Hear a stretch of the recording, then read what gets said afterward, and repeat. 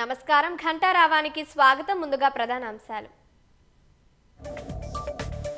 Science ధర్మానికి మధ్య వైరుధ్యం లేదన్న మోహన్ భాగవత్.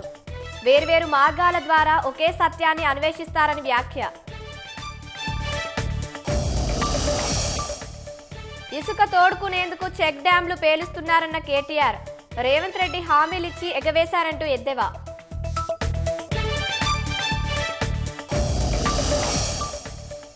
మేడ్చల్ జిల్లా గట్కేసర్లో తప్పిన ప్రమాదం.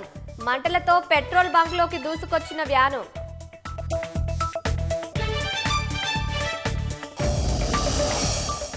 ఇండిగో వల్ల నష్టపోయిన ప్రయాణికులకు ఊరట. 10,000 రూపాయల ట్రావెల్ వోచర్ల పంపిణీ.